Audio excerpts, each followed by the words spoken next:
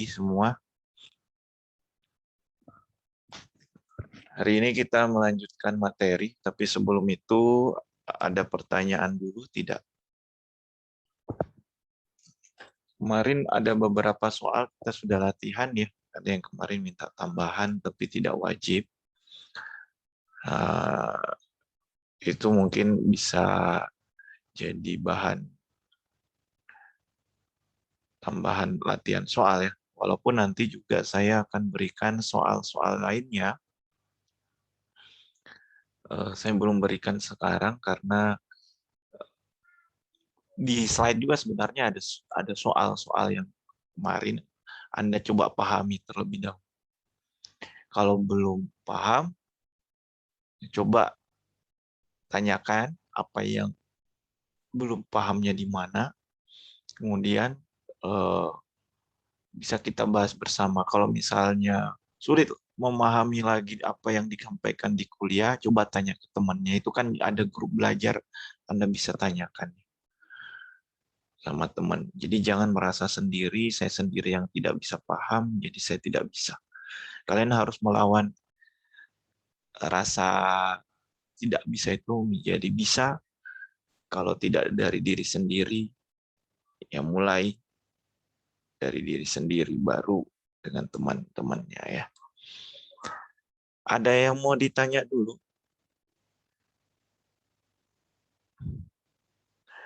Besok mungkin saya akan coba berikan latihan soal ke kalian. Tapi latihan soalnya ini tentang stoikiometri. Tapi mungkin masih berkelompok, bukan individu. Nanti saya akan posting mungkin jam 1 atau jam 2 siang terkait latihan soal. Anda bisa kumpulkan berkelompok. Anda sudah buat kelompok belajar belum ya? Udah, Pak. Sudah ya. Nanti kumpulkan berkelompok saja. Satu kelompok ya berapalah. Pokoknya satu lembar saja dikumpulkan. Nanti saya berikan assignment di Mteams ya. Terkait latihan soal. Yang saya ingin berikan ke kalian. Kumpulnya ya sebelum jam 7 pagi hari Rabunya. Hari Selasanya. Kita hari Selasa ya, sebelum jam 7 pagi. Biar kita bahas mana. Kalau bisa sih lebih cepat, lebih baik. Ini hanya lebih ke sharing pemahaman bersama antar kelompok. Ya, nanti naik levelnya dicepatkan gitu ya mengerjakannya, nanti naik levelnya sendiri dulu mengerjakan, naik lagi levelnya sendiri dengan waktu yang lebih cepat. Lebih lagi soalnya dibanyakin. Nah, itu nanti level-level soalnya mungkin variasinya juga akan bertambah dan tekanannya juga akan lebih bertambah juga gitu. Itu yang saya harapkan. Jadi kita bertahap. Sebenarnya ada beberapa soal yang saya berikan ke kalian di Mteams. Anda bisa lihat sendiri sebenarnya. Tapi itu masih dasar sekali ya. Belum mencapai yang level tertingginya. Yang saya inginkan memang, dan dosen-dosen juga inginkan, ya kalian mengerjakan soal ya 3 menit itu per soal tuh bisa berapa soal Anda bisa kalahkan itu dengan variasi yang banyak. Bukan menghafal, tapi pemahamannya. Ada yang mau nanya? Lanjut saja ya. Pak, kalau misalnya yang kuis bersama, itu pakai bahasa Inggris atau bahasa Indonesia, Pak? Kuis? Kalian kan Enggak. kelas reguler, kelas bahasa Indonesia. Ya pasti bahasa Indonesia. Kalau kelas bahasa Inggris, kuisnya bahasa Inggris. Soalnya kan soal-soal Bapak bahasa Inggris semua kan, Pak? Banyaknya. Ya itu kan dari teks, dari buku Brady atau Wiley atau yang memang kita textbooknya kan di silabus PDF apa bukan reference-nya sumbernya dari textbook bahasa Inggris. Nah, itu latihan soalnya dari situ diambil. Tapi ada juga yang dari buku lain, tapi tidak banyak saya ambil, cuman saya ambilnya banyaknya dari Brady. Rata-rata soal Brady itu soal yang masih mudah. Jadi kalau ada bahasa Indonesia, berarti agak lebih meningkat. Kadang saya ambil dari soal ujian atau dari sudah dengar namanya Cempro? Kenapa? Dengar apa? Udah punya Punya Pak.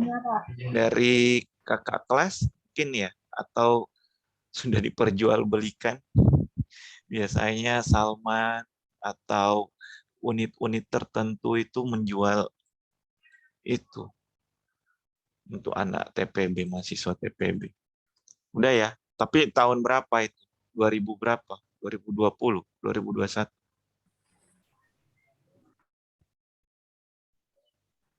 Ada yang 2021-nya, Pak.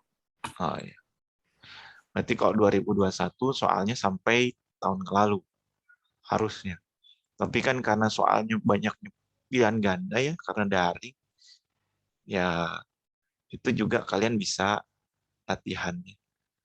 Dan kadang mungkin ada yang sama, karena saya juga ambilnya dari latihan soal atau uh, kuis atau ujian tahun lalu. Oke, ya ini ada Feti, ada Aska. Oh gelap-gelapan Feti ini, nggak terang gitu ya di belakangnya. Oke, udah pada siap ya. Baik, reaksi dalam air sebagai pelarut. Ada lagi pertanyaan sebelum mulai? Oke, tidak ada. Oke, nanti kita bahas soal-soalnya besok atau minggu depan ya buat persiapan kuis. Baik, ini sebenarnya di silabus itu ada bahan kuis itu tinggal 2 lagi ya, reaksi dalam pelarut air, air sebagai pelarut, dan reaksi redoks. Slide-nya atau videonya yang saya berikan ke kalian itu sudah digabung. Jadi sebenarnya ini konsepnya 2 bab di dalam silabus. Jadi sampai bab 4 ya. Jadi selesai slide ini kita masuk ke bab baru terkait termokimia. Itu ya, jadi tidak membahas lagi yang lain. Nggak membahas lagi reaksi redoks. Reaksi redoks sudah ada di sini. Saya mau nanya dulu nih ya. Reaksi dalam pelarut air. Sekarang saya mau nanya bagaimana suatu reaksi kimia itu terjadi. Kalau dari yang Anda sering lihat, pastinya jadi dari reaktan menjadi produk kan ya. Ada reaktan jadi produk. Cuman mungkin nggak reaktan itu tidak bisa menjadi produk. Mungkin saja, artinya dia tidak bereaksi. Ya. Ciri-ciri yang Anda biasanya lihat kalau dia bereaksi apa?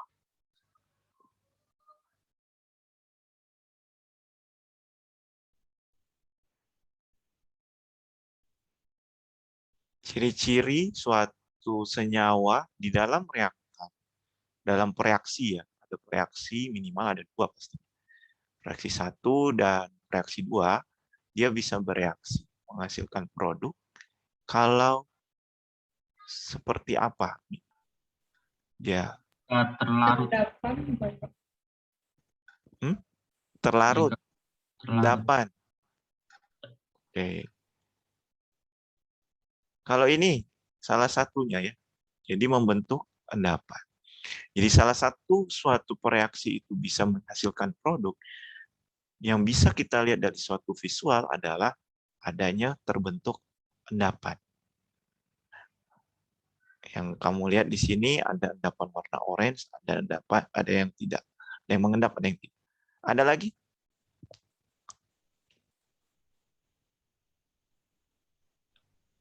Larut. Ya kalau itu mah berarti jadi larutan ya. Sebelum sebelum masuk ke sini ya, kita masuk ke sini dulu reaksi. Bereaksi itu menjadi produk biasanya dilihat dari apa? Secara kualitas. Warna, Pak. Ada endapan. Kemudian, Berubah warna, Pak. oke, perubahan warna. Ada nggak yang bereaksi tapi tidak berubah warna? Ada, Pak. Ada. Pasti ada. Tapi ciri-cirinya bukan berubah warna mungkin. Bisa ada ciri-cirinya yang ketiga.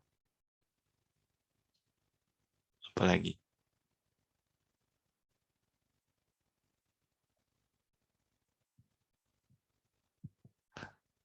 Stefani?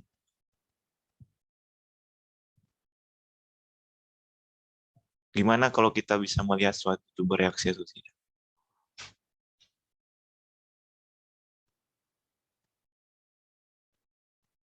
Nggak ada suaranya. Kendedes, Iya, Pak.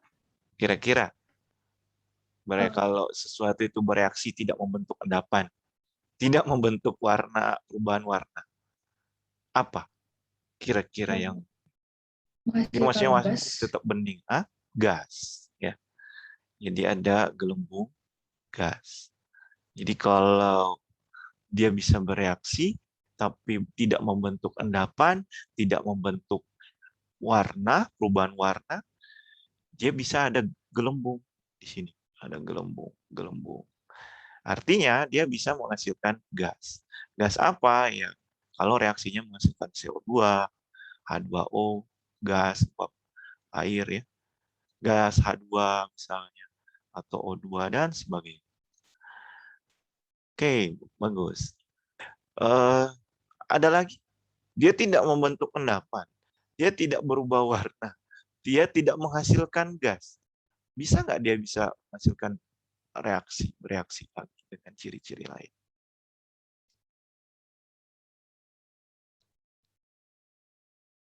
Diki apa Dik? Itu bendera merah putih atau putih merah saja? Background. Apa Dik?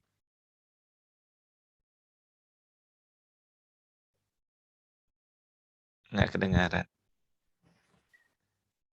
Faujan, Perubahan suhu, Pak. suhu. Ya, betul. Jadi saat kamu lihat dalam tabung reaksi, ada reaksi yang dilihat sini kan ya.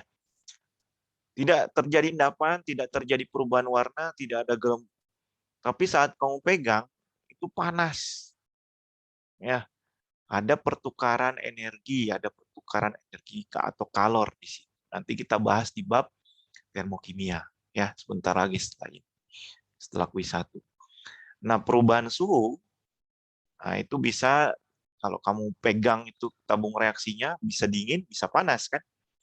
Kalau panas cenderung reaksinya eksoterm ya. Betul? Kalau dingin dia endo.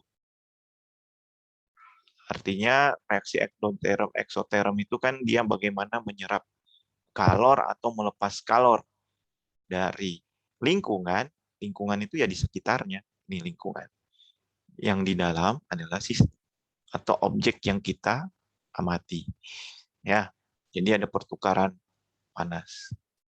Seperti itu. Jadi kalau tidak ada endapan, tidak ada warna, tidak ada gelembung, pasti kamu pegang dingin atau panas. Pak, kalau nggak ada dingin panas, nggak ada endapan, nggak ada perubahan warna, nggak ada gelembung gas, ya bisa saja itu jadi tidak terjadi reaksi. Ya, jadi 4 hal itu yang biasanya kita cermati dari segi visual, apakah dia bereaksi atau tidak. Makanya praktikum pertama Anda nanti lebih melihat ini, visualnya itu apakah terbentuk endapan, perubahan warna, gelembung gas, atau perubahan suhu. Tapi kalau misalnya kita tambahkan endapan, kita tambahkan di dalam larutan tertentu, terus dia tetap menjadi endapan awalnya, ya artinya sama aja dia tidak bereaksi. Ya, kalau tidak bereaksi panahnya jadi begini ya. Jadi dicoret, jadi tidak bereaksi. Nah, pada bab ini kita akan mengenal reaksi-reaksi yang pelarutnya sebagai menggunakan pelarut air. Kita tidak menggunakan pelarut-pelarut yang organik. Karena rata-rata semua kita mau melakukan suatu hal yang bereaksi atau yang biasanya fasanya aqueous itu kan fasa larutan. Betul? Beda sama liquid. Kalau liquid itu cairan murni. Jadi kalau kamu tambahkan alkohol, tambahkan dengan air, nah itu bisa baru fasanya larutan aqueous. Tapi kalau alkohol 100% itu masih liquid. Jadi kalau alkohol di bawah dari itu persennya disebut larutan. Paham ya? Nah, larutan ini dalamnya ada dua. Apa? Ada zat terlarut, ada pelarut. Nah, pelarut yang kita gunakan adalah air dalam bentuk bereaksi. Oke. Jadi dua komponen ini adalah campurannya harus homogen. Jadi, Pak, larutan itu salah satu bentuk reaksi. Karena kan dia ada perubahan wujud ya. Kalau misalnya NaOH padat, saya tambahkan air, jadi NaOH larutan NaO. Ada perubahan wujud kan di sini. Ya. Sehingga walaupun sama-sama bening, tapi reaksi ini juga pun mungkin dia bereaksi secara eksoterm atau endoterm. Pasti ada perubahan panas di sini. Kenapa? Ini lebih panas nggak kalau kita merubah melarutkannya menjadi air? Ini akan ada perubahan kalor atau entalpi pelarutan. Nah, di sini ada perubahan padat menjadi cair, dia butuh panas. Sehingga dia akan menjadi bisa endoterm atau eksoterm. Rata-rata sih eksoterm ya. Karena awalnya dia akan menghasilkan panas di sini. Ketidakteraturannya lebih tinggi. Padat kan teratur. Ya, cair lebih tidak teratur. Gas lebih tidak teratur lagi. Nah, zat pelarut komponen dengan jumlah yang lebih sedikit biasanya pelarut jumlah yang lebih banyak. Nah, biasanya kalian minum apa? Soft drink. Soft drink, Coca-Cola, ya merek-merek yang Anda sudah tahu. Itu sebenarnya Anda cuma minum gula sama air. Tambah rasa-rasa aja gitu ya. Dan ditambahkan CO2. CO2 itu yang sodanya itu ya. Betul ya? Yang bisa berbusa gitu. Betul nggak? Sekarang kalau saya tanya, kalau Coca-Colanya itu Anda taruh di kulkas sama di suhu panas, busanya saat Anda buka keluar lebih banyak yang mana? Di kulkas. Di kulkas. Karena tekanannya dia masih bercampur dengan airnya. Tapi kalau sudah dibuka di ruang terbuka dan panas sih lebih sedikit. Ya. Nah, CO2 itu apa? Kalau botolnya tertutup sama aja, Pak. Botolnya tertutup sama aja, tapi kalau saat Anda taruh di ruang dingin sama ruang panas, itu pasti berbeda. Karena kelarutannya akan berkurang kalau di suhu panas. Membuat CO2-nya yang bercampur dengan air, itu pengen menguap kan.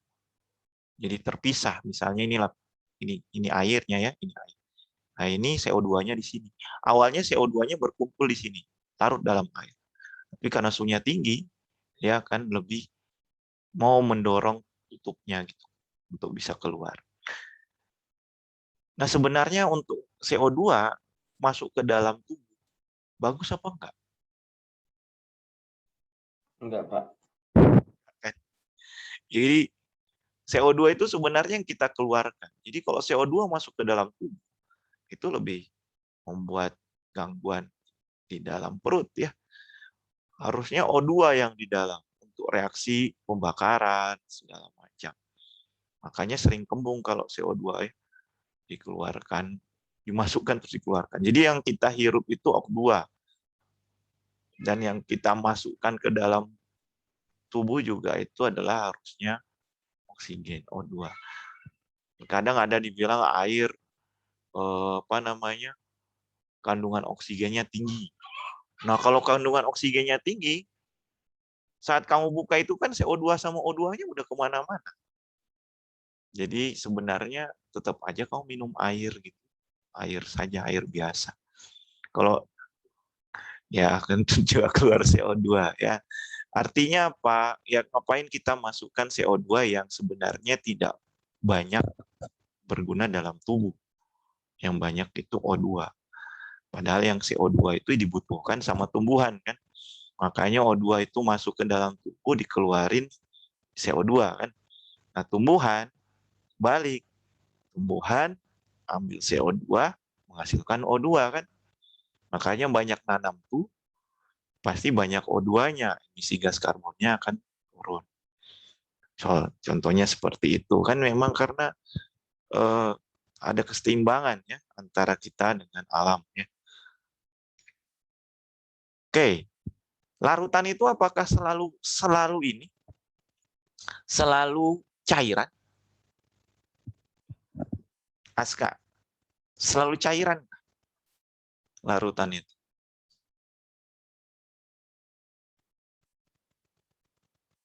Yang Anda kenal selama 3 tahun atau ya berapa tahun lah di SMP, SMA. Iya, Pak. Selalu cairan. Sebenarnya jika ada satu komponen yang paling sedikit, terus ada komponen yang banyak. Nah, komponen yang banyak itu bisa sebagai pelarut. Asal dia homogen. Karena larutan itu kita sebut adalah campuran yang homogen. Ya, coba udara. Udara paling tinggi N2.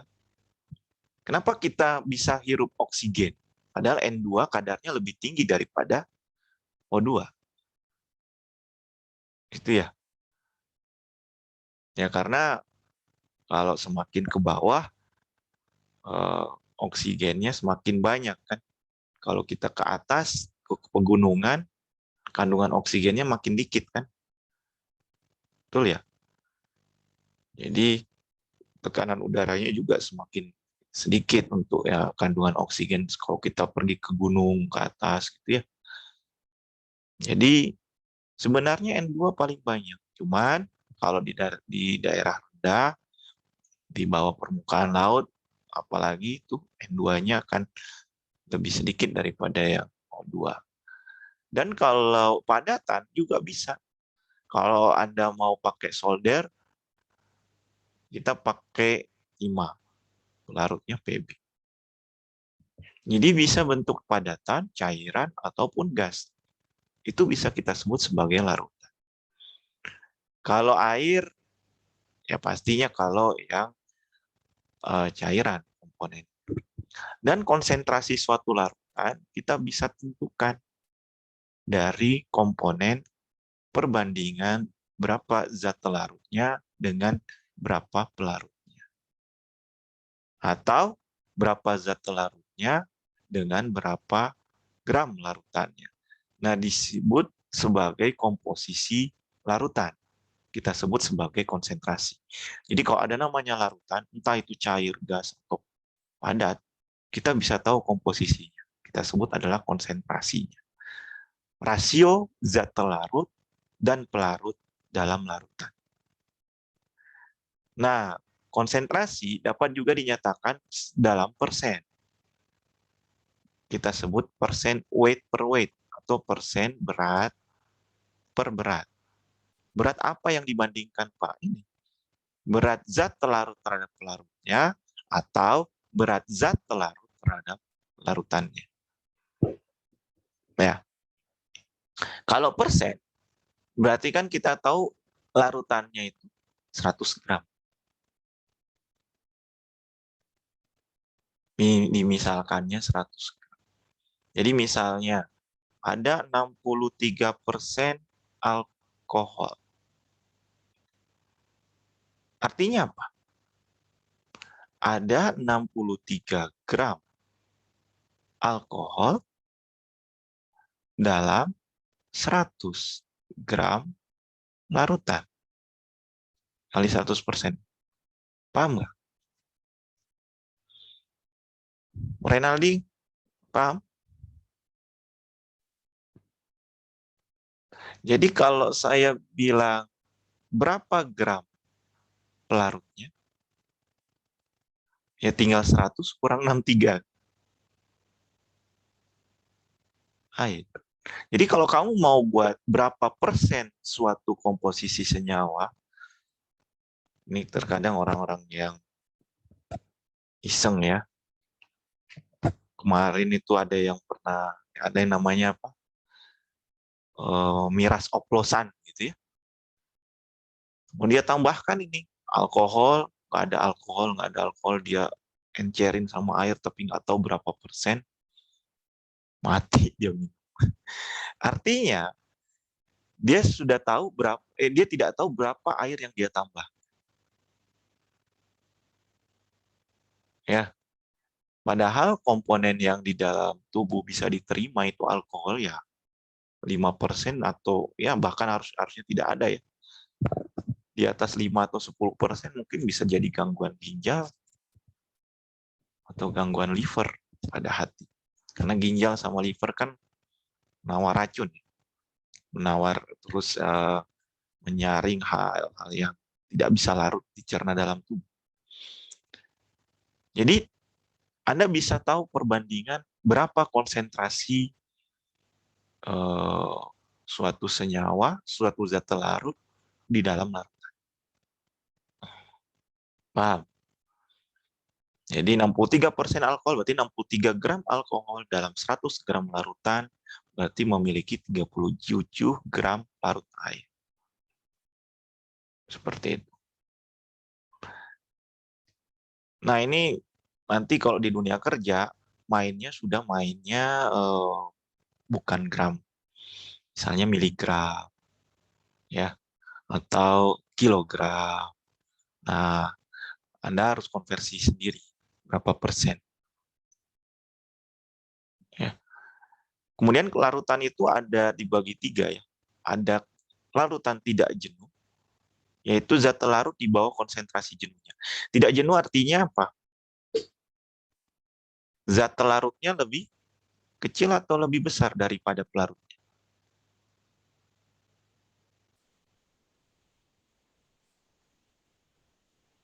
Hah? Lebih kecil ya? Itu kita sebut sebagai larutan encer. Kalau larutan jenuh, nah ini kesetimbangan. Jadi zat larutnya dengan pelarut itu berada pada kesetimbangan. Jadi equal ya. Nah ini kita sebut dia tepat jenuh. Memang dia jenuhnya di situ. Nanti kita akan belajar di semester 2 terkait KSP, ini kita baru akan membandingkannya dan menyebutkan dia jenuh atau tidak. Kemudian ada namanya super jenuh. Ya, itu pasti pelarutnya lebih sedikit. Itu kita sebut biasanya larutan pekat.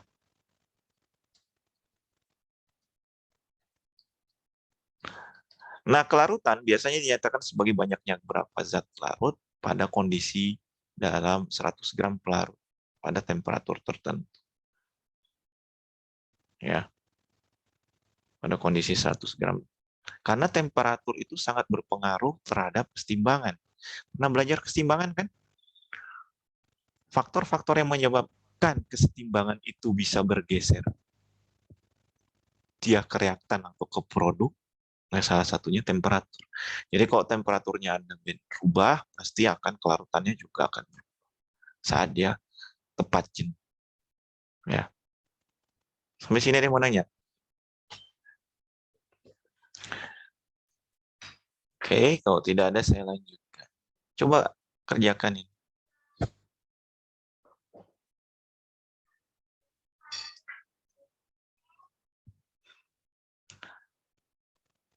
konversi satuan miligram per dl menjadi gram per gram.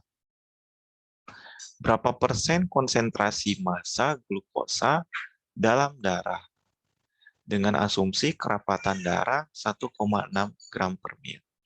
1,06 gram per mili. Ini larutannya kan? Larutannya si darah. Glukosa dalam darah. Massa glukosa dalam dengan asumsi kerapatan. Berarti untuk 1 mililiter darah ada 1,06 gram glukosa.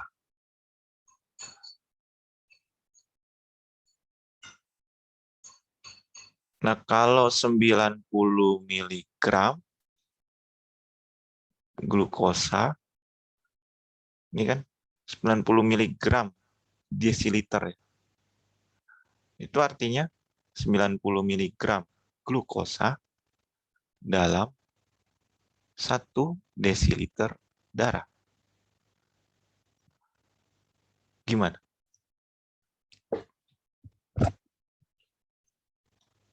Berarti Anda cari dulu berapa massa glukosa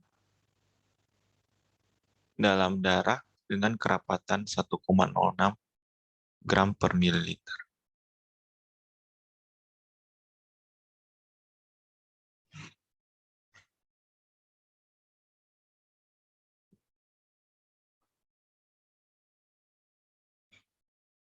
Nanti tinggal dikali 100%.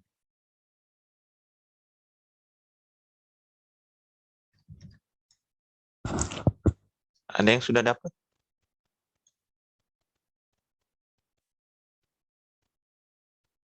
...90 miligram glukosa per 1 desiliter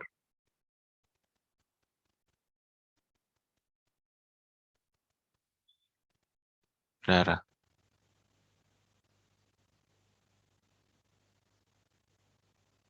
Dalam 1 mililiter darah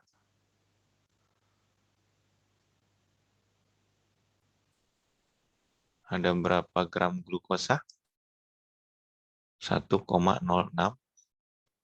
gram glukosa. Nah, desiliter ke mililiter kali berapa? 100. 100, Pak. 10,2. 100 ya. Nah, ini harus dirubah dulu. Berarti 100 mililiter. Tinggal kali 100. Begini ya. Nah, untuk 1 mililiter segini kan.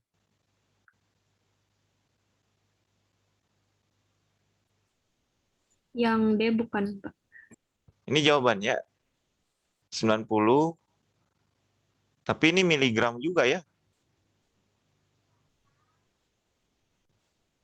Miligram ke gram? Bagi 3. Siapa yang jawab deh? Aku D, Pak. Dodo. Nah, coba gimana caranya?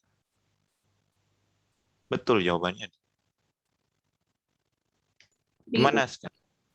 Yang miligram per dl-nya itu kan diubah dulu ke gram per mililiter. Ya, Nanti di hasilnya dibagi 1,06 kali 100%, Pak.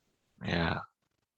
Jadi tinggal konversi ini saja ya, mililiternya sama miligramnya, baru dibagi dengan 1,0.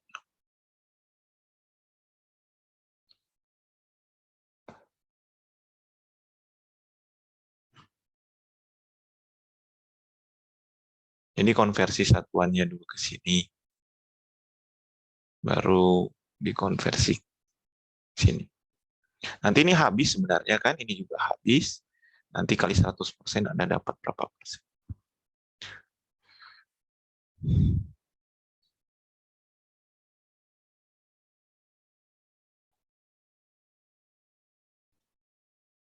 Coba ditunjukkan caranya, Aska. Ya, dilihat sama teman. Tapi agak itu Pak, acak-acakan gitu. Oh, kecil ya. Iya Pak. Oke, jadi dirubah dulu gram. Anda dapat gram per mililiter. Terus tinggal dibagi 1,06. Ya. Jadi konversi dulu ini miligram per desiliter ke gram per mili ya. Nah, baru bagi dengan itu lebih gampang. Sebenarnya masih pakai konversi satuan ya, logika saja. Jadi dari miligram per desiliter Anda rubah ke gram per mili, baru tinggal dibagi dengan ini. Bagi dengan 1,06 gram per mili. Jadi habis yang dikali 100. Seperti itu. Nah, yang bawah yang mana?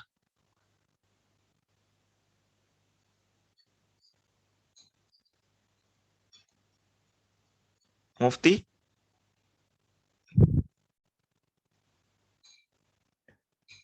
Atau Ken Dedes, ada yang mau jawab? Ken Dedes? Yang bukan Pak. Yang di mana dapatnya?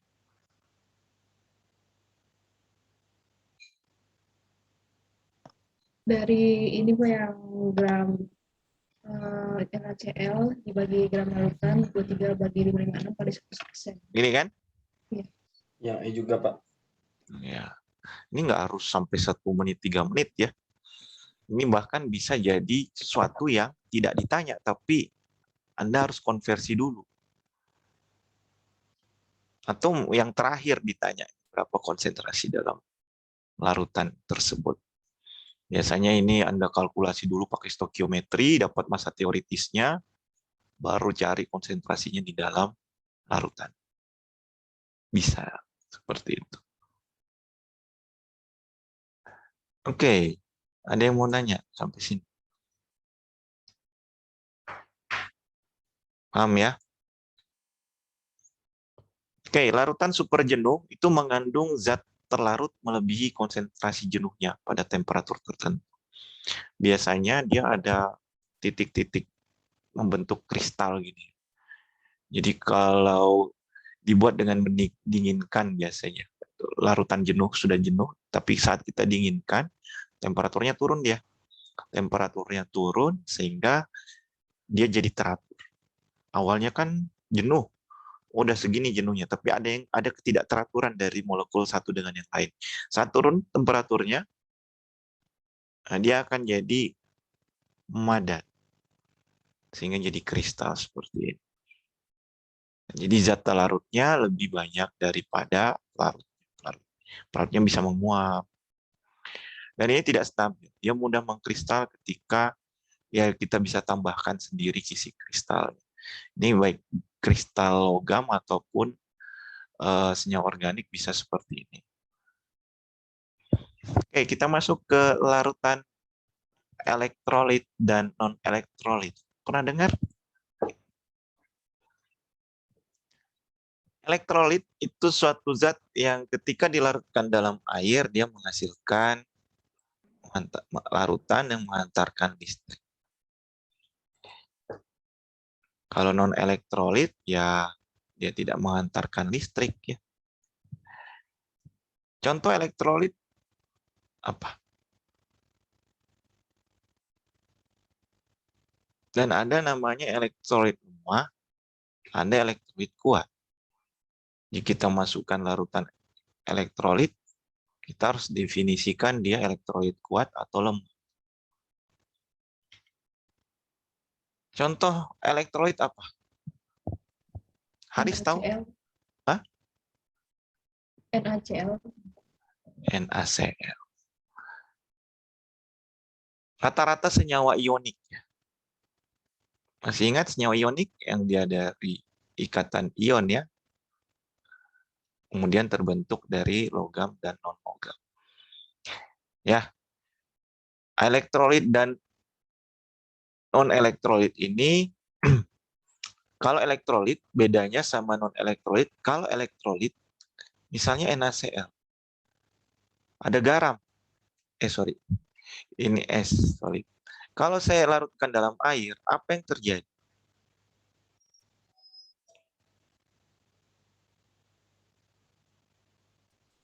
Apa yang terjadi pada NaCl kalau saya larutkan dalam air? Atau senyawa ionik ini saya larutkan dalam air?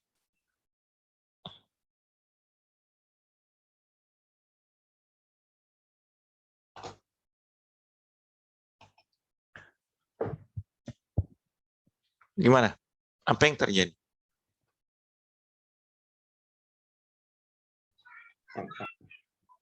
Hah?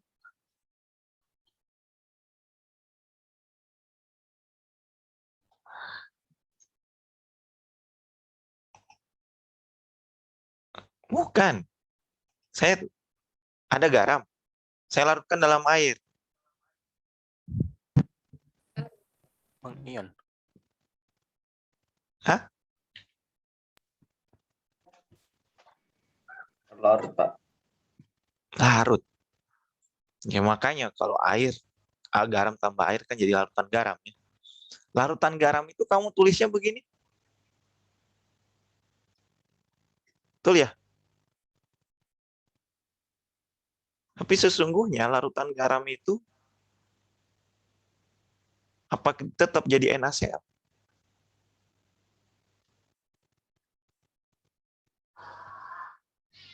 Hah? Di dalam air? Tidak. Dia akan menjadi kation dan anion. Dia akan terurai di dalam air.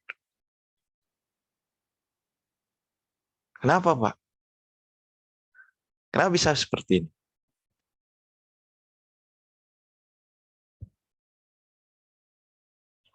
Makanya kalau di air laut, itu mineral-mineralnya banyak, kan? Ion-ionnya di dalam air. Halo? Iya, Pak. Jadi dia bisa dikelilingi oleh molekul air. Dia tidak bisa bereaksi, tapi dia dikelilingi oleh molekul air. Kita sebut ini namanya terurai di dalam air. Kalau non-elektrolit, misalnya apa? Gula. Padatan gula, saya masukkan ke saya tambahkan pelarutnya air. Apakah dia akan terurai menjadi ion-ionnya? Ion-ion inilah yang bisa mengantarkan listrik. Karena dia terurai sempurna menjadi Na+ dan Cl-. Karena dia bisa mengion, sehingga dia punya muatan. Sehingga saat dimasukkan kutub positif dan kutub negatif, yang kation akan ke anoda, yang anion akan ke kutub positif. Ya enggak? Positif ada muatan positif ketemu kutub negatif, jadi kutub muatan negatif ada kutub positif, jadi listrik kan arus. Ya karena dia bisa terurai sempurna. Kalau sekarang gula kalau dilarutkan jadi larutan gula, tapi dia tidak terurai. Tidak mungkin kan jadi C+ dan H+ dan O+, O- gitu enggak kan? Karena dia tergabung menjadi senyawa ionik. Paham sampai sini? Dia senyawa molekul, sorry. Sudah paham kan kemarin senyawa molekul? Nah, sekarang Anda sudah tahu mana senyawa ionik, mana senyawa molekul. Anda sudah tahu mana yang bisa terurai sempurna di dalam air, mana yang tidak. Halo? Paham nggak sampai sini? Jadi tahu ya kenapa dia bisa bereaksi, mengantarkan listrik. Jadi kalau ada air tumpah di dalam suatu CPU Anda gitu ya, terus Anda kesetrum, nah itu pasti ada. Ya, karena ada sifatnya dia menghantarkan listrik. Ada elektron yang bergerak sehingga dia bisa, ada muatannya juga sehingga dia bisa mengantarkan Anda kesetrum. Kalau ini, dia hanya perubahan wujud saja. Dia tidak terurai. Ya. Reaksi yang kalau kita tambahkan air ini kita sebut reaksi pelarutan. Reaksi pelarutan atau kita sebut namanya hidrasi. Pelarutan atau kita sebut hidrasi. Nah, bagaimana kalau yang seperti ini, Pak?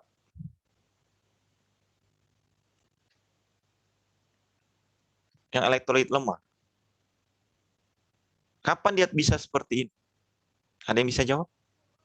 Jadi kalau non elektrolit begini ya tadi ya, kalau gula dia tidak ngapa-ngapain. Kalau elektrolit lemah,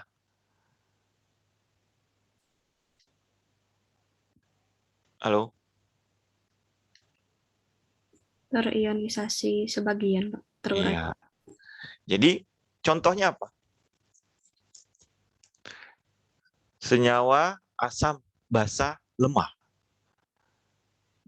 CH3, COH. Cuka ini adalah asam lemah. Nah, dia kalau dilarutkan dalam air, pernah kan lihat cuka padat ya? Dia akan menjadi CH3COO min. Di sini aja lah ya. Biar kecil. CH3COOH misalnya. Jadi CH3COO min plus H+. Nah, ini dia tidak terurai sempurna, tapi dia dalam kesetimbangan. Dia tidak stabil.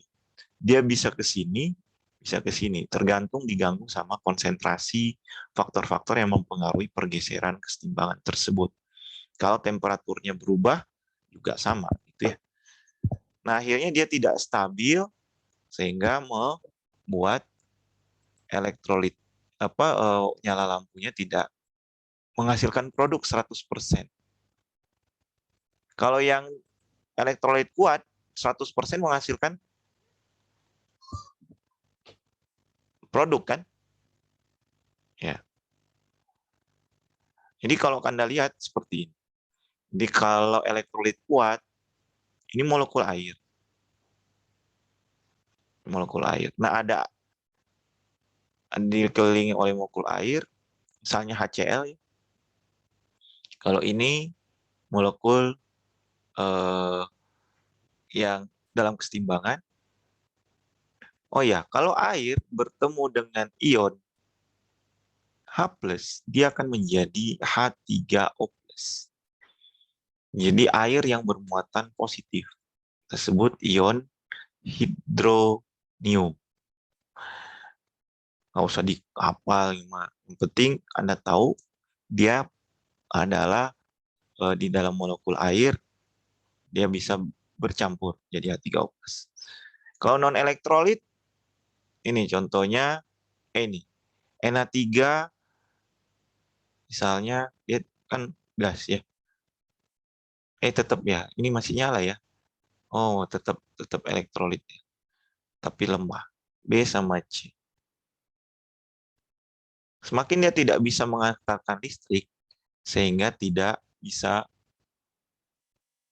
disebut elektrolit. Jadi elektrolit kuat itu disosiasinya atau penguraiannya terurai 100%.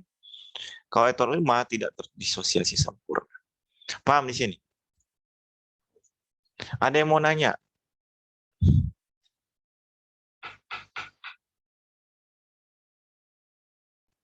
Lanjut.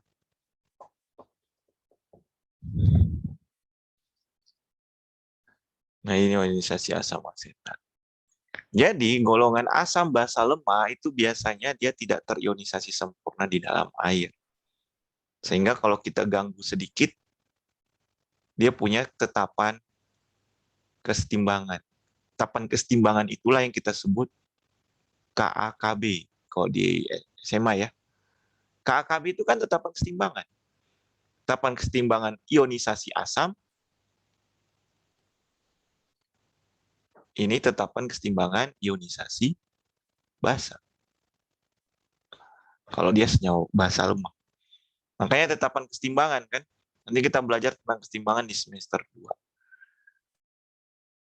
Nah, kenapa kalau HCl dia jadi H+ dan Cl- langsung terurai sempurna? Kalau dia terurai sempurna, tetapan kesetimbangannya itu akan lebih besar. Sangat besar dari 1. Kalau dia punya tetapan kesetimbangan seperti ini, ada reaksi dalam kesetimbangan, harga KAKB ini pasti lebih kecil dari 1, karena dia bisa balik lagi ke reaktannya. Makanya kalau kamu lihat tetapan kesetimbangan asam dan basa itu 10 pangkat minus kan? Ya nggak? Nggak mungkin 2,3, 100, nggak mungkin. Kalau di atas itu, di atas 1, itu pasti dia terurai sempurna. Mengion terurai sempurna. Senyawa ion atau garam-garam ionik itu semua pasti menghasilkan produk. Dia pasti tetapan kesetimbangannya di atas 1. Karena semua reaksi itu akan mencapai kesetimbangannya. Tapi kalau dia sangat besar menghasilkan produk, jadi sejatinya di semua reaksi itu seperti ini kan. Ya. Tapi kalau dia bisa balik lagi, dia mencapai kesetimbangan atau jenuhnya, nah itu masih bisa dia diganggu. Kalau yang kayak gini artinya dia lebih cenderung nilai tetapan kesetimbangannya besar. Kalau ini nilai tetapan kesetimbangannya mungkin lebih kecil dari 1. Kecil, gitu ya. Dan pastinya tidak punya tetapan kesetimbangan. Sejatinya semua pengen sampai kesetimbangan, gitu ya. Tapi kan ada yang memang dia lebih bertahan menjadi produk. Jadi asam asetat aletoklin lemah tidak teriosis sempurna dalam air. Nah, hidrasi itu adalah suatu proses ketika suatu ion dikelilingi molekul air. Jadi sebenarnya kalau garam ion itu dilarutkan dalam air, dia bisa terurai jadi kation dan anionnya, dan dia dikelilingi oleh molekul air. Jadi yang ini misalnya O, ini H. Yang H akan mendekati yang muatan negatif atau anion. Yang O akan mendekati nilai plus, yang kation.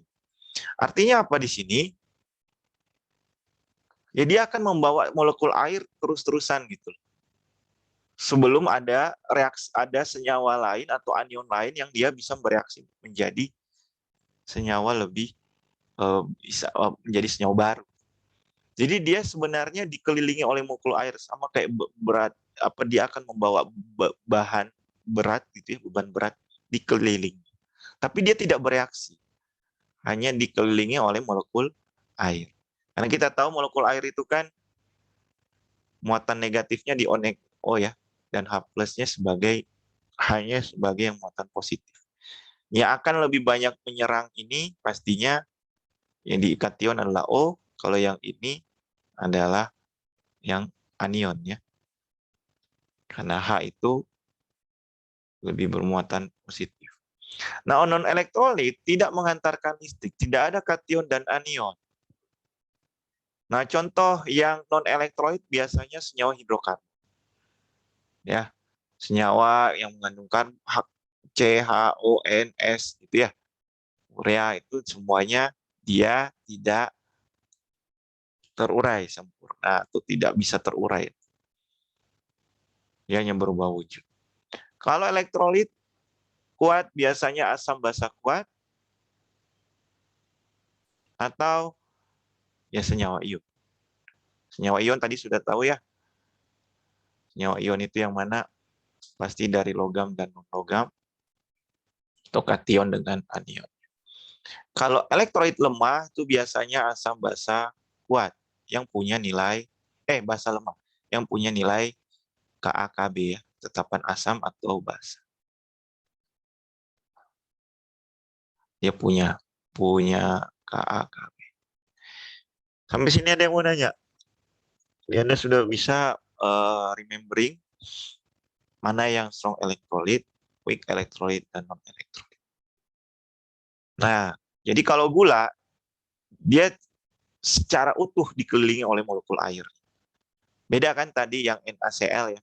Kalau NaCl seperti ini. Ini Na plus, ini Cl. Ya, dikelilingi oleh molekul air.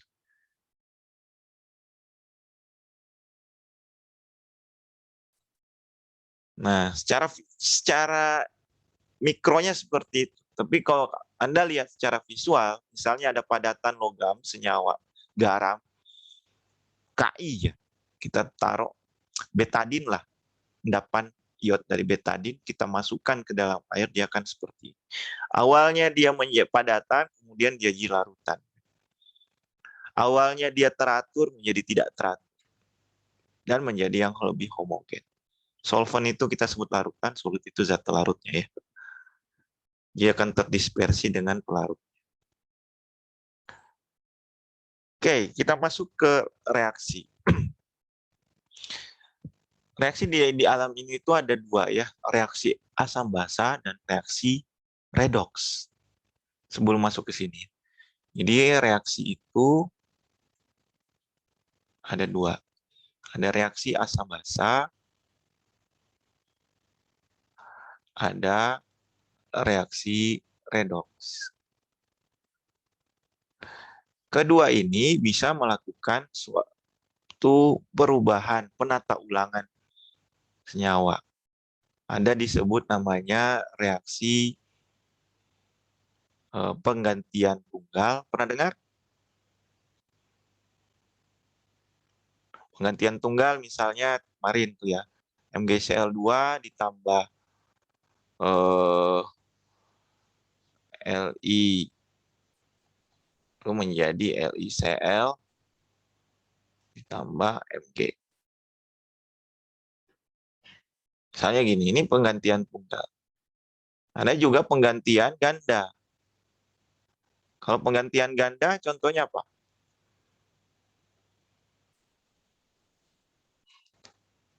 Pb, NO3 2 kali, misalnya tambah Ki, menjadi Pb, I2 plus KNO3.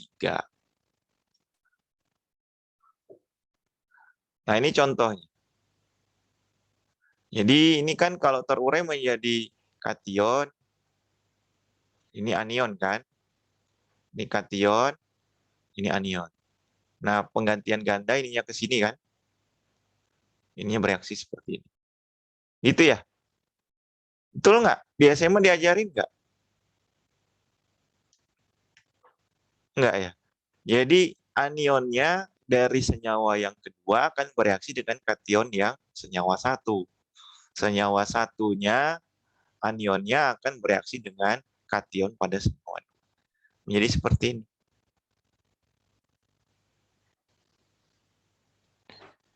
Kemudian ada namanya reaksi, ini terlepas asam basa redoks ya, terlepas dari itu. Ada namanya reaksi penguraian. Penguraian sudah tahu ya? Apa? Tadi NaCl menjadi Na plus dan Cl min, jadi ion-ionnya. Ya, reaksi penguraian juga reaksi pembakaran. Misalnya kemarin C berapa? C38 ditambah O2 menghasilkan CO2 dan dia terurai dia. Tapi dia menjadi senyawa gas.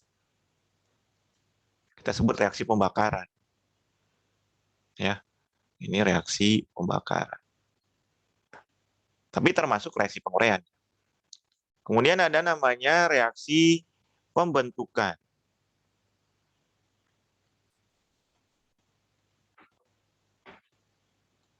Reaksi pembentukan ya misalnya C ditambah O2 menghasilkan CO2.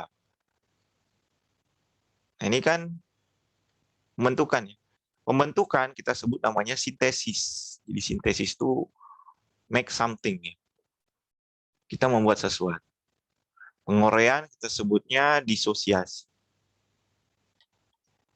Bisa juga kita sebut namanya asosiasi, sama saja. Ya, reaksi pembentukan. Jadi ada 4 ya. Ini, Ini sama ini. Pembentukan. Nah, bedanya redoks sama asam basa itu pastinya kalau redoks ada perubahan biloks. Perubahan biloks itu misalnya apa? Mg tambah O2 menjadi MgO. Ini kan 2. Ini biloksnya berapa? 0 kan? Ini plus 2. Ini 0, ini minus 2. Jadi ada perubahan biloks. Ini kita sebut namanya oksidasi, ini kita sebut sebagai reduksi. Nah, kalau tidak ada perubahan biloks, ya berarti dia termasuk asam basa. Itu saja. Misalnya PbNO3 tambah Ki tambah PbI2 menjadi KNO3. Ini bukan ada perubahan biloks nggak?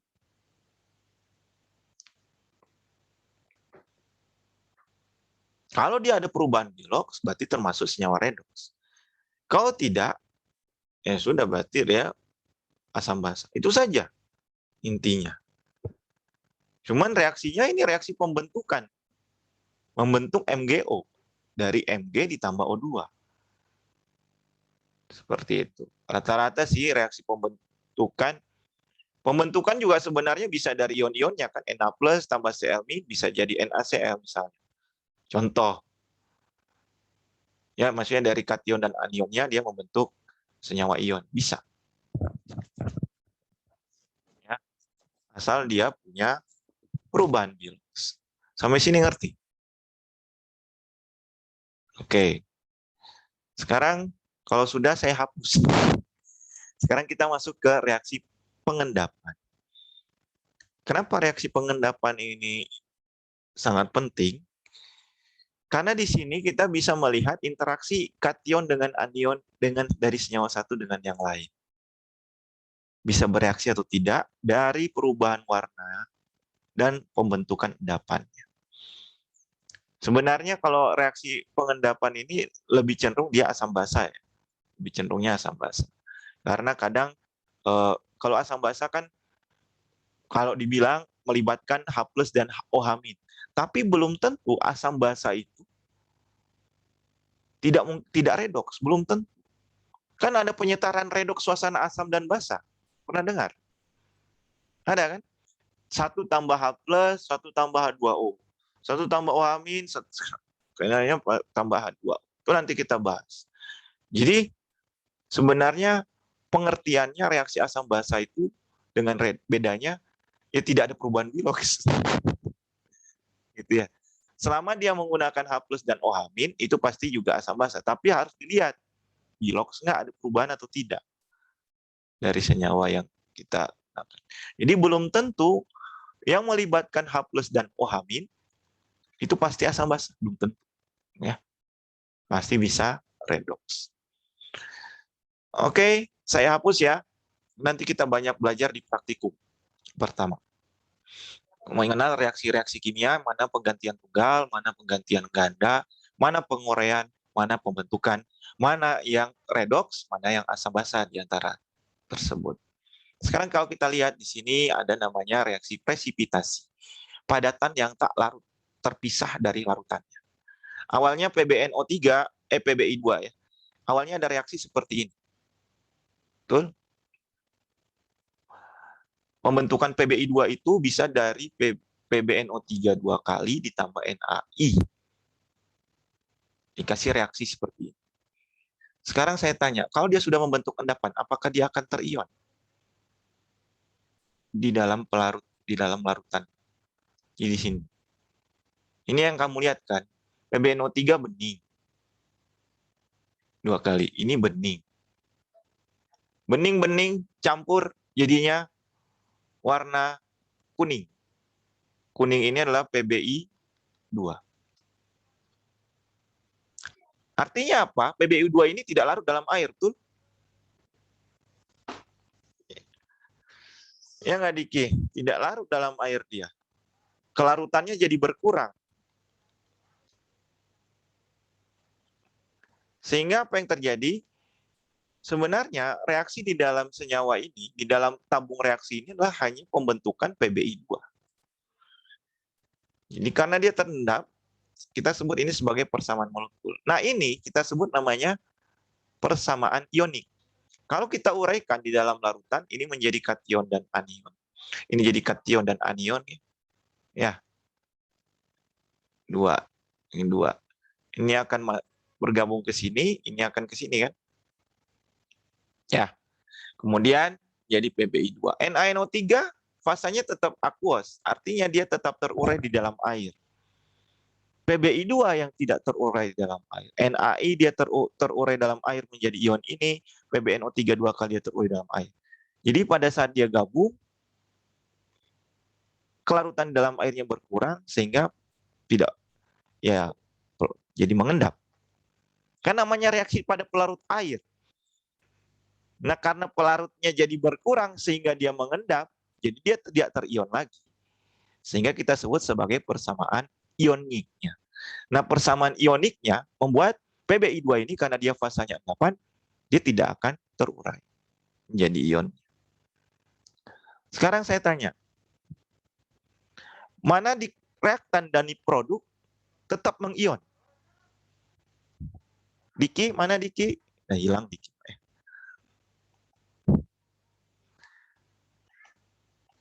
Oh, pada hilang. Mana yang tetap mengion?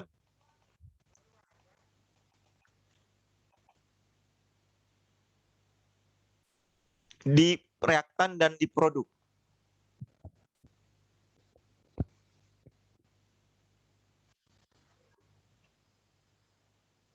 Halo. Nah, NO3 bukan, Pak? Na dan NO3. Jadi, mau dia di reaktan ataupun di produk, dia tetap mengion, betul? Ini sebenarnya dia hanya terhidrasi di dalam air. Jadi tetap bening gitu. Dia ada Na dan NO3 di sini. Tapi dia tidak ngapa-ngapain, tidak bereaksi membentuk endapan atau perubahan warna atau apa. Tidak membentuk endapan. Sehingga kita sebut ini sebagai ion penonton atau kita sebut ion spektator. Dan reaksi yang sebenarnya adalah pembentukan PbI, endapan PbI2. Nah, ini kita sebut persamaan ionik total atau disebut net ionik. Jadi ion bersih. Jadi di dalam larutan itu sebenarnya yang reaksinya, yang mengion itu yang mana sih bisa menghasilkan reaksi endapan? Ya hanya Pb2+ dan imins. Selebihnya hanya mengion. Hanya di larutan bening ini dikelilingi molekul air. Terhidrasi di dalam molekul, dikelilingi molekul air. Sama kayak saya punya kation, ada anion, ada kation, anion. Ternyata di produk, dia tetap menjadi kation dan anion. Tidak mengendap. Nah, kita sebut itu sebagai ion spektator, ion penonton, yang dia tidak bereaksi sama sekali. Dia yang bereaksinya hanya PbI2. Ini sudah pernah diajarkan di SMA? Halo? Lupa-lupa ingat, Pak. Kayaknya udah deh. Kalau di SMA langsung, Pak, PB2+ terus 2I sama dengan PBI2. Kamu menghafal? Apa? Maksudnya, ya langsung seperti ini kan? Tapi Iya, tahu Pak. nggak bisa kenapa seperti ini dari sini? Dari persamaan Nggak molekul? diajarin, Pak. Ya. Jadi sebenarnya ya tadi dia di molekul garam ionik itu, ion garam ionik itu kalau dalam air dikelilingi molekul air. Tapi kan dia menunggu ada nggak anion yang bisa bereaksi sama dia sehingga dia bisa mengendap atau membentuk senyawa baru. Membentuk senyawa barunya masih mengion atau tidak. Seperti itu. Nah, contoh yang misalnya tahu dari mana Pak ini mengendap? Nah, itu pertanyaan yang harusnya Anda tanya. Kenapa saya tahu ini mengendap? Anda belajar nggak di SMA? Garam-garam ionik ada yang mengendap, ada yang tidak. Belajar nggak dia sini? Nggak ya? Nggak tahu, lupa. Itu ada rules-nya. Nah, itu rules itu yang Anda harus pahami. Kalau nggak bisa paham, coba di latihan. Tapi awalnya harus mengerti dulu. Nah, ini yang kita lihat dari secara di larutannya. Ini PbNO3 2 kali. Bening. KI bening. Saat kita tambahkan, jadi endapan PBI2. Seperti ini. Jadi kalau di SMA bening-bening jadi warna beda gitu ya. Itu kayak sulap gitu ya. Padahal ada warna-warna tertentu dalam suatu senyawa jika dia mengendap ataupun dia menghasilkan senyawa baru dan menghasilkan warna. Itu ciri-cirinya dia bisa bereaksi. Ya, jadi dia mengendap menghasilkan endapan berwarna orange. Jadi apa yang terjadi saat di dimensi molekul? Jadi PBI2 misalnya dengan KI. Nah, ini kan ada dia dikelilingi molekul H2O, ini dikelilingi molekul H2O, ini dikelilingi molekul H2O. Ini juga dikelilingi molekul H2O NO3. Nah, sama-sama ada positif dan negatif yang berbeda, bukan berasal dari senyawanya, bergabung. Bergabung dia mengendap di sini. Sedangkan K sama NO3 bergabung tapi tetap dia mengion di dalam larutan. Sama kayak tadi NaNO3.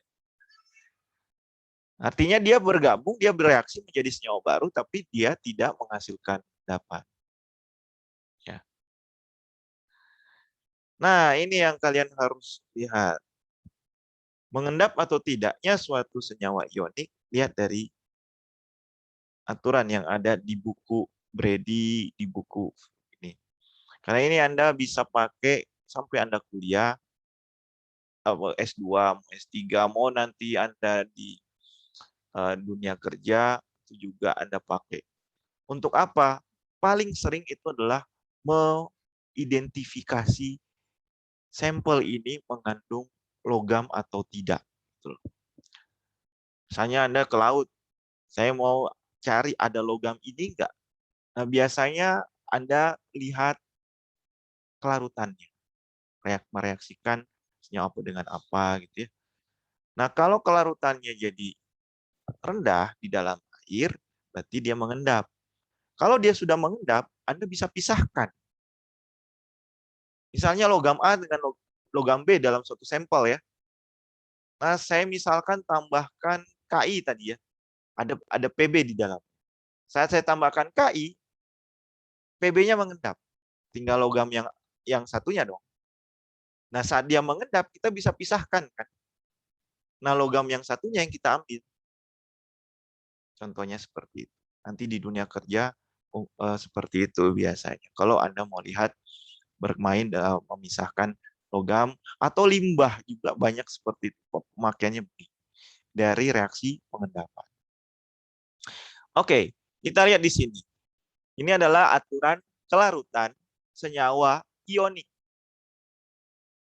pada suhu 25 derajat Celcius di dalam air. Senyawa golongan 1, kation golongan 1, itu semua larut.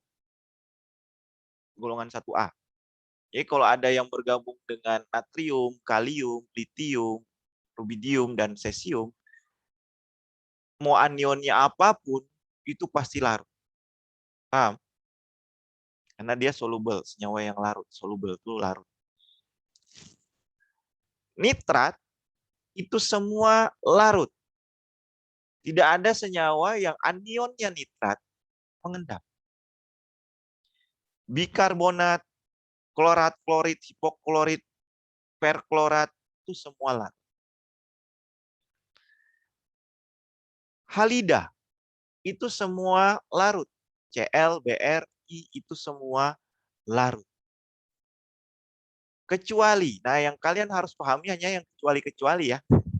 Jadi mana yang tidak larut tapi kecuali, mana yang larut tapi kecuali. Itu aja yang kamu paham. Biar lebih enak.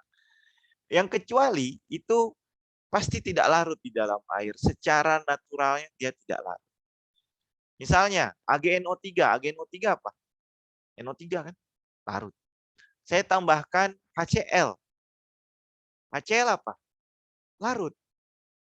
Ya. Tapi pas AgNO3, Ag bertemu dengan Cl menjadi AgCl kan? Dia jadi mengendap. Ya. Kalau dari sini kan AgNO3 saya tambahkan asam. Dia akan menjadi AgCl dan HNO3 ya. Misalnya. Nah, ini jadi mengendap, ini tetap larut, ini jadi larut. Jadi Anda bisa mengetahui wujudnya apa. Kenapa? Karena Anda dibilang halida, mau AgBr, AgI, dia akan mengendap dengan Ag. Dia juga mengendap dengan Hg, dia juga mengendap dengan Pb. Ini tadi ya PbI2 itu. PbI2, kelarutannya akan berkurang. Paham sampai sini? Kemudian sulfat. Sulfat, kalau dengan Ag juga dia mengendap. Contoh misalnya saya mau reaksikan Na2SO4, saya tambahkan dengan AgNO3. Menjadi AgSO4. Ag2SO4 kan ya. Ininya ke sini, ininya ke sini kan. Dan NaNO3. Ini 2. Gitu ya. Ininya jadi 2, ini juga. Ini wujudnya apa? Aqueous, kan nitrat. Semua larut. Natrium selalu larut. Gitu ya. Ini larut. Ini pasti ngendap. Ya. Jadi AgSO4, CaSO4, SrSO4, BaSO4, PbSO4 semua ngendap. Hg2SO4 ini 2 kali. Sama ya. Hg2SO4, HgSO4 gitu. Paham sampai sini? Ini untuk yang kelarutannya atau dia sejatinya larut. Kalau yang ini tidak larut. Jadi semua anion yang memiliki kandungan karbonat itu semua tidak larut. Kecuali golongan alkali. Alkali ini. Jadi kalau litium, natrium, kalium, rubidium sama cesium itu pasti larut terus. Kenapa? Karena ya secara fundamental dia punya keinginan untuk melepaskan satu elektronnya kan. Ya. Dan dia lebih cenderung kalau diterhidrasi dalam air dia sudah enak gitu. Saya punya satu elektron, melepaskan satu elektron, saya selalu bermuatan positif gitu ya. Dan pasti akan mencari elektron lain, anion ya di dalam larutan. Jadi pasti dia akan selalu larut.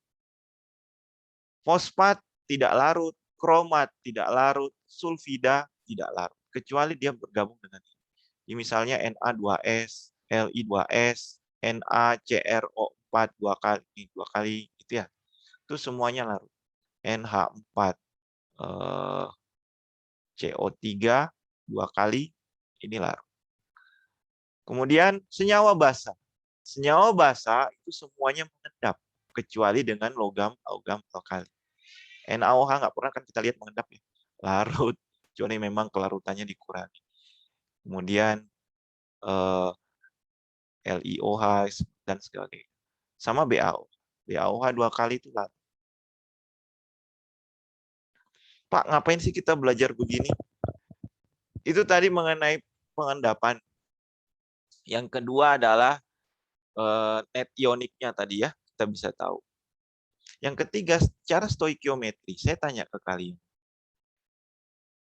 Bagaimana kalau misalnya ini 2 mol? Ini juga 2 mol. Di sini berapa mol?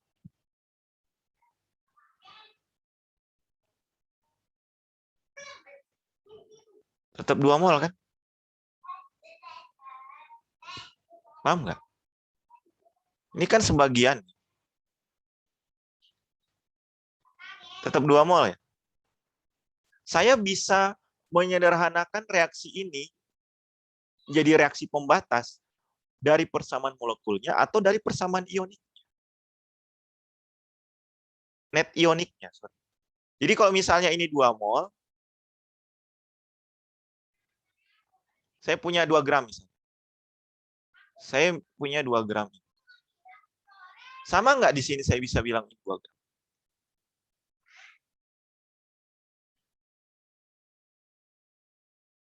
Jangan gram deh. Mol deh. Ini 2 mol. Sama ya?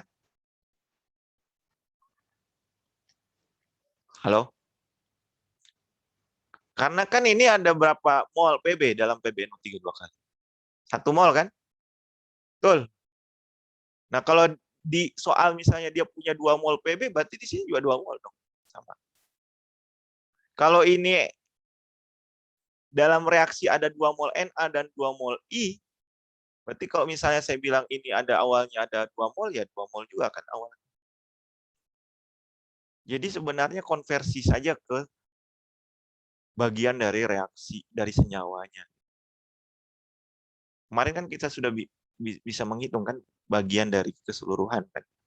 Sama aja dengan di sini. Jadi PBI2 yang kamu dapatkan di sini akan sama dengan PBI2 di sini. Seharusnya.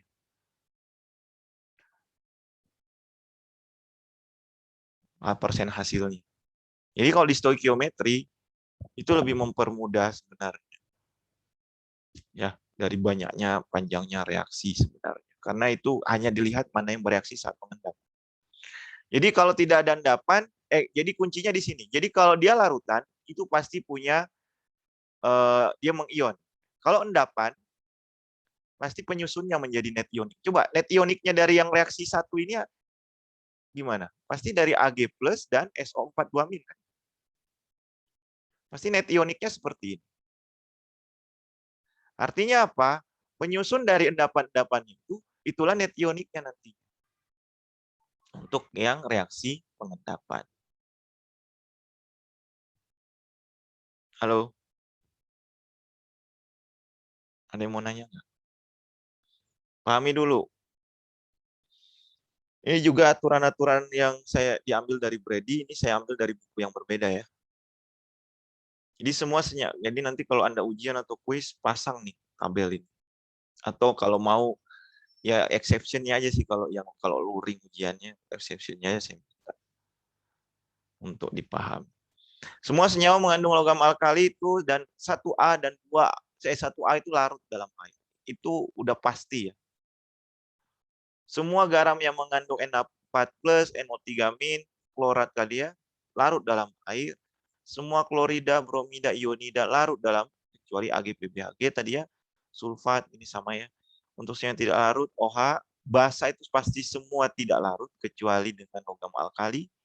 Nah ini ada tambahannya, ada Ca dan Sr. Nah, itu juga tidak. Itu larut. Ya, hati-hati di golongan 2A-nya. Semua garam yang mengandung fosfat, karbonat, sulfit, dan sulfida tidak larut dalam air kecuali kationnya golongan 1 dan golongan 2A sama enak. Berarti ada tambahan ya, perbaikannya. Perbaikannya di sini. Tambahannya. Tadi kan ini cuman BA. Tapi ternyata ada SR sama CA. Nah, ini buku lainnya menganggap seperti itu. Ya, apa-apa. Kan terbukti sebenarnya. Oke, baik. Jadi tulis persamaan reaksi molekul setaranya, bagaimana nulisnya, terus persamaan ioniknya, kemudian hilangkan ion-ion penontonnya, kemudian pastikan jumlah atom dan muatannya setara. Ini penulisan persamaan ionik total. Misalnya AgNO3 NaCl. Pasti ada soal seperti ini nanti. Bagaimana net ioniknya? Biasanya soalnya seperti ini. Bingung kan? Anda nentuin dulu senyawanya, apa, itu mikir 2 kali, baru buat reaksinya, baru wujudnya, baru net ionik. Jadi kalau sebenarnya sudah tahu ada yang padatan, ya udah pembentukan padatannya adalah net ionik. Manakah spektatornya ya Na dan NO3. Sampai sini mengerti?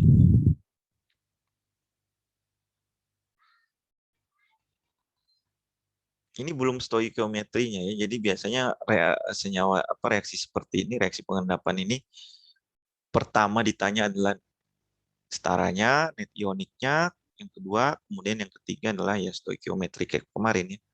Masa di produknya berapa, persen hasilnya berapa. Ada yang mau ditanya? Paham ya?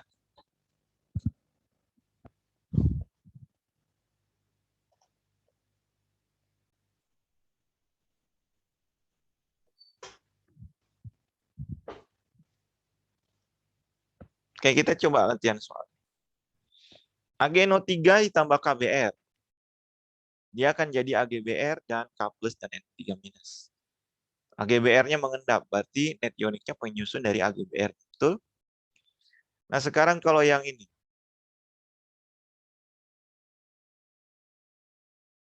Yuk, 2 menit. Dari aturan yang tadi.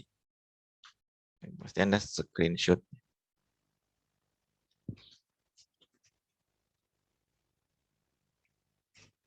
Absen jangan lupa, sudah saya buka ya.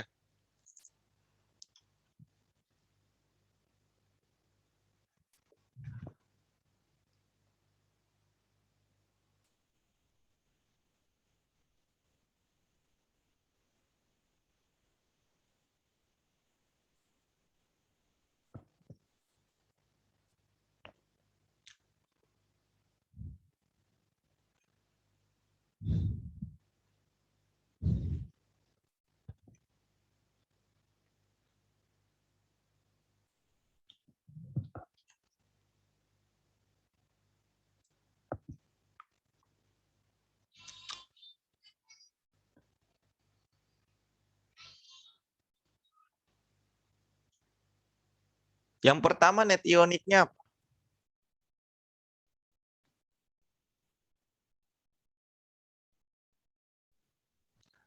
Saya mau tahu. Venti? Ada? Ada namanya Venti.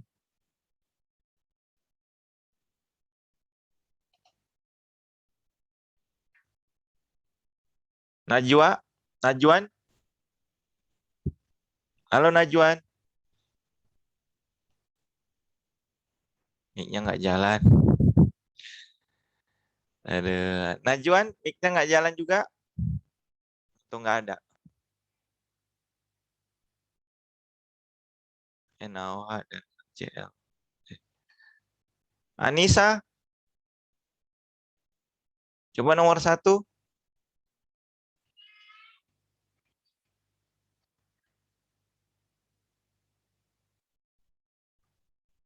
Nomor 1 aja.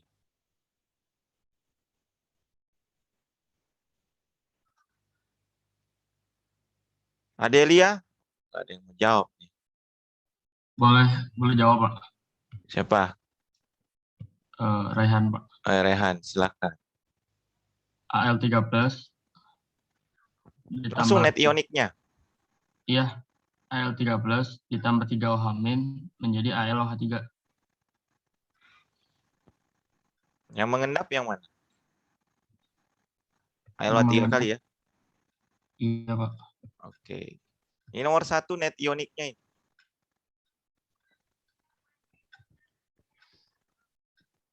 Solid kan, Pak ya? Ya. Semua basa mengendap. Kecuali logam alkali atau golongan 1 A sama tadi yang ini. Ba, Ca, Sr sama golongan 1A ya. Ca, Sr dan Ba.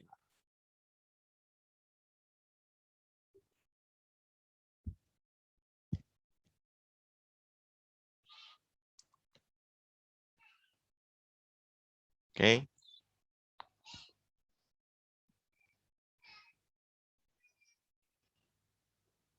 Kemudian yang kedua. Siapa? Saya bisa, Pak. Renal. Wah, jadi apa? Itu Mg2 plus tambah 2 OH min.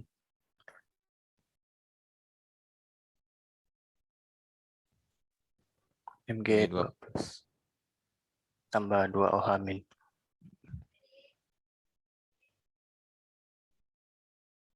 Betul ya? Ya, Pak. Kenapa? Karena ada Na udah pasti satunya larut. NaCl. Pasti satunya masih mengion ya. Spektator. Karena yang ditanya mana spektatornya. Sekalian lah ya. Ini spektatornya berarti Cl dan N. K. Betul?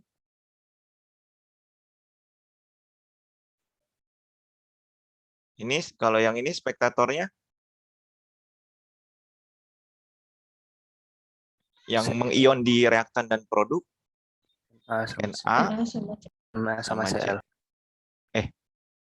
Ini kok kalian lihat ini semua ya dari golongan 1A. Oke. Nah, nomor yang 3 sama 4 nih. Coba. PaSO4. Jadi gimana? Va plus hitam itu Ba2 kan terus plus tambah Ba2 S2 plus. min Terus sama direaksikan dengan Cu 2 plus plus dan 14. SO4 2 min. Hmm. Semuanya mengendap ya. Iya. Tambah CuS. Ada spektator? Tidak ada. Semuanya bereaksi membentuk endapan BaSO4 dan CuS. Jadi bagaimana Pak kalau ada 2 endapan terjadi? Ya harus BaSO4 sama CuS-nya direaksikan lagi dengan apa? Biar dia ada yang larut, ada yang... Misalnya kamu mau tambahin NaCl. Nah, nanti dia larut. Larutannya bertambah lagi. Misalnya BaSO4 tambah NaCl. Nanti jadi Na2SO4 sama BaCl. Jadi larut. Selama CuS-nya tidak berubah. Oke, kalau saya misalnya tambahkan NaCl, aqueous di sini, saya tambahkan. Nah, jangan sampai dua-duanya larut. Ya, jadi harus dipikirkan senyawa ionik yang ditambahkan. Kalau mau misahkan Ba dengan Cu gitu ya di dalam larutan. Yang dua-duanya mengendap. Nah, itu juga jadi analisis kan. Jadi kamu harus memilih senyawa ion yang membuat dia terpisah. Nah, itulah kemampuan analisis yang bisa diaplikasikan. Jadi net ioniknya nih, spektatornya tidak ada. Nah, yang terakhir.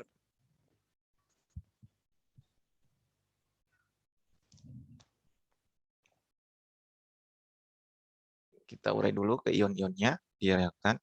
Na4 plus 2 tambah SO4 2 min tambah Zn2 plus tambah 2Cl min.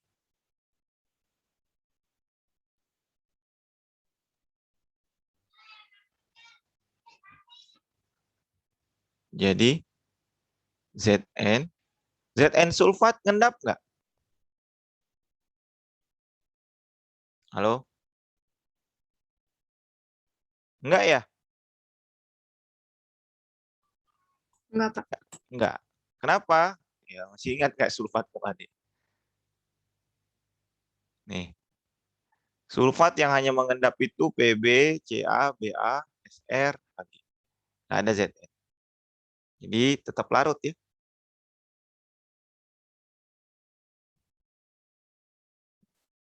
Terus Na4Cl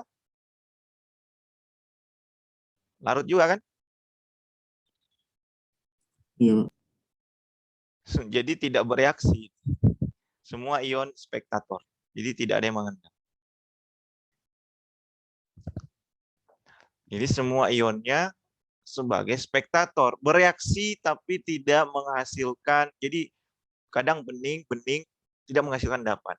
Ya bening tambah bening misalnya jadi bening lagi. Berarti perubahannya bisa suhu kelihatannya. Ya. Maksudnya tidak bereaksi membentuk endapan. Bereaksi, tapi bukan endapan hasil. Itu ya. Karena kan bereaksi dia ada penggantian ganda ya. Penggantian ganda senyawa. Jadi sebenarnya hanya pertukaran kation anion saja, tapi tidak ada pembentukan endapan. Spektator semuanya. Ya, ini jawabannya.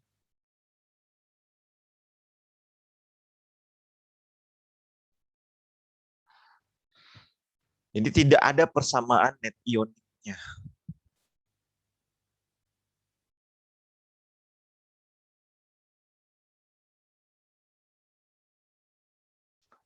Insan, ada yang mau nanya, Insan?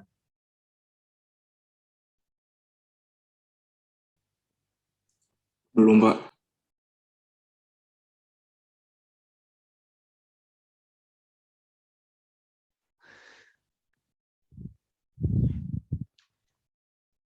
Kenapa tahu nggak asam tambah basa kenapa jadi air, garam dan air? Kenapa pH-nya netral? Tahu nggak? Asam tambah basa jadi air. Reaksi penetralan itu kenapa pH-nya sama dengan pH air 7? Tahu nggak? Misalnya di sini, HCl tambah NaOH. Jadi apa? NaCl dan air. Betul? Net ioniknya apa?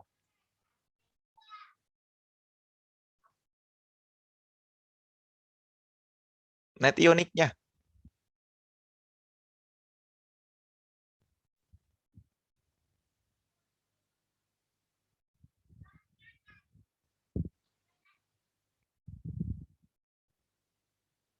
H plus tambah OH min menjadi H2O.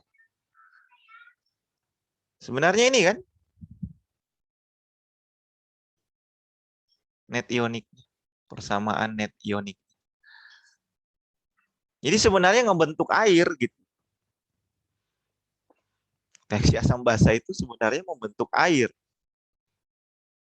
Air kan nggak mengion ya. Emang ada yang bisa membentuk air jadi H plus dan O. 2 min ya.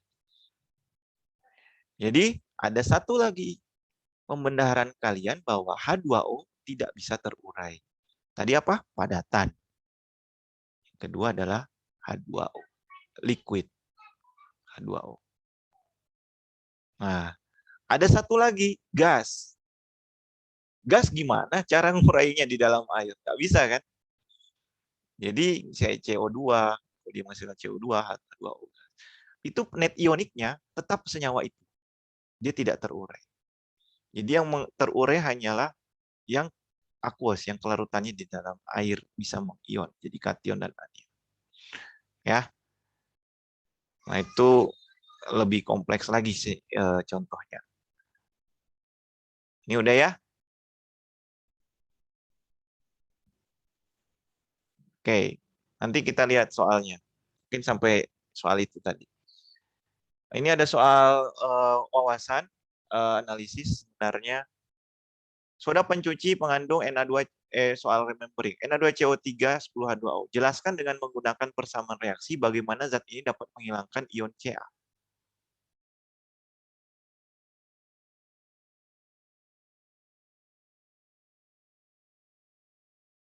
Sekarang saya tanya, mana kalau ada kalsium di dalam air ada kalsium. Kita bisa pisahkan nggak di dalam air dengan bantuan Na2CO3 ini? Na2CO3 natrium karbonat dekahidrat yang kita bilang sudah kue. HCO3 ya harusnya kalau sudah. Jawabannya adalah dengan kita tambahkan proses pengendapan dengan menghasilkan CaCO3. CaCO3 ngendap nggak? Ngendap kan? Tadi. Jadi salah satunya untuk bagaimana zat ini dihilangkan Ca2+ di dalam air, salah satunya kita tambahkan Na2CO3 10H2O dalam air, nanti akan ada endapan kapur. Ini kapur ya, zat kapur. Nanti dia akan mengendap, kita bisa pisahkan. Nah, itu salah satu fungsinya. Kalau ada air yang keruh karena kapur, kita tambahkan Na2CO3, langsung dia akan menjadi endapan CaCO3, kita bisa buang. Kemudian perak bromida sukar larut dalam air. Apa arti konsentrasi Ag+ dan Br dalam larutan jenuh? Artinya, AgBr, jadi batas konsentrasi tertinggi di mana kedua ion masih dalam keadaan bebas atau endapan belum terbentuk. Jadi kalau masih Ag+ dan Br- itu artinya batas konsentrasi tertinggi di mana kedua ion masih dalam keadaan bebas atau endapan belum terbentuk. Kalau dia masih mengion. Kalau dia sudah tidak bisa mengion, berarti dia mengendap. Mengapa endapan AgBr terbentuk jika larutan garam AgNO3 dan NaBr dicampur? Tadi kenapa dia bisa terbentuk, Pak? Padatan. Karena ya konsentrasi ionnya lebih besar dibanding konsentrasi jenuhnya. Tadi kan kalau jenuh tadi kesetimbangannya. Kalau ionnya lebih besar berarti kan ada yang lebih di reaktan atau di produk lebih utamanya. Seperti itu. Nah, biasanya kalian dikasih reaksi kompleks seperti ini. Net ioniknya seperti apa?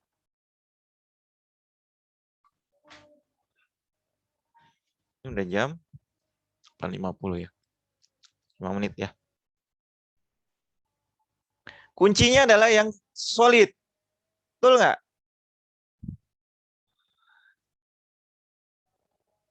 Pasti jawabannya yang C. Yang A.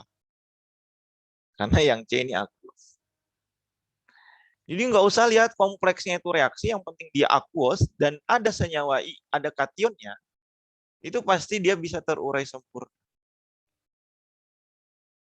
Senyawa ionik kan? Jadi Anda nggak usah lihat lagi, lihat aja penyusun dari endapan. Paham? Lihat saja penyusun dari endapan yang terbentuk dari reaksi yang diberikan. Oke, ini Anda kerjakan saja, nanti dibahas besok ya, kita bahas. Jangan lupa absen. Jadi ini soal kuis 2017. Jadi Anda diberikan tabel seperti ini. Anda harus memisahkan anion, kation, senyawa yang kayak kemarin ya, nama senyawanya. Plus larut atau tidak larut. Ya. Oke. Besok kita bahas sama assignment yang saya akan lakukan nanti di jam 2 lah, saya kasih assignment di jam 2, nanti Anda coba kerjakan per kelompok, Anda kumpulkan sampai jam 7 pagi ya, sebelum jam 7 pagi lah. Nah, baru kita bahas juga itu stoikiometrinya. Tapi 1 jam awal kita besok lanjutkan materi dulu yang ini, kemudian nanti bahas yang stoikiometrinya. Ada pertanyaan? Satu pertanyaan.